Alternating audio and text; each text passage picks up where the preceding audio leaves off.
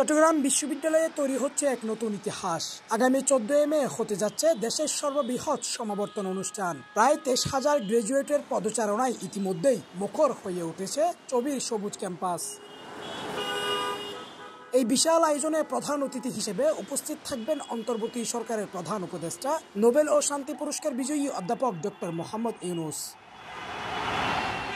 চট্টগ্রামে প্রধান উপদেষ্টার আগমনকে ঘিরে নগর পুলিশ ও গোয়েন্দা সংস্থাগুলো থেকে নেওয়া হয়েছে বাড়তি নিরাপত্তা। একই সাথে প্রধান উপদেষ্টার আগমনকে কেন্দ্র করে নগরীর বিভিন্ন স্থানে করা হচ্ছে সৌন্দর্য বর্ধনের কাজ। পাশাপাশি নগরীর বিভিন্ন মোড়গুলোতেও বাড়ানো হয়েছে নিরাপত্তা। মঙ্গলবার দুপুর থেকেই নগরীর অন্যতম ফ্লাইওভার এলিভেটেড এক্সপ্রেসওয়েতে নিরাপত্তার অংশ হিসেবে টহল দিচ্ছেন বিভিন্ন আইন শৃঙ্খলা বাহিনী।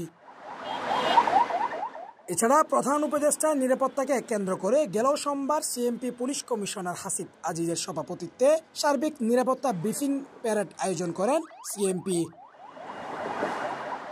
উক্ত সমাবর্তন অনুষ্ঠানে বিশ্বব্যাপী দারিদ্র্য বিমোচন ও শান্তি প্রতিষ্ঠায় অসামান্য অবদানের স্বীকৃতি স্বরূপ হিসেবে প্রফেসর ডক্টর মোহাম্মদ ইউনূসকে ডিলিট ডিগ্রি প্রদান করা হবে বলে জানান পঞ্চম সমাবর্তন আয়োজক কমিটির আহ্বায়ক ও চট্টগ্রাম বিশ্ববিদ্যালয়ের উপাচার্য ডক্টর মোহাম্মদ ইয়াহিয়া আক্তার।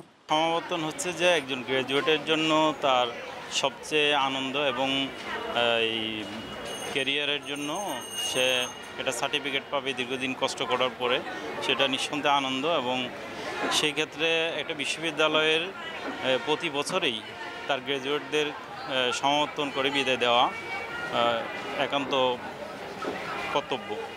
এক্ষেত্রে আমাদের চট্টগ্রাম বিশ্ববিদ্যালয় বিভিন্ন জটিলতার কারণে সেটা হয়তো হয়নি।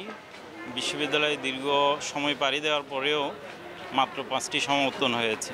তো এক্ষেত্রে আমরা আগামী দিনে বলবো বিশ্ববিদ্যালয়ের কর্তৃপক্ষ এবং প্রশাসনকে যাতে প্রতি বছরই সমাবর্তন করে গ্র্যাজুয়েটদেরকে তাদের হাতে সার্টিফিকেটটা তুলে দেয়। শহর থেকে ক্যাম্পাসের দূরত্ব 22 কিলোমিটার হওয়ায় অনুষ্ঠানে অংশগ্রহণকারীদের যাতায়াতের সুবিধার জন্য শাটল ট্রেনের পাশাপাশি 100 বাস সকাল 6টা থেকে যাতায়াত শুরু করবেন।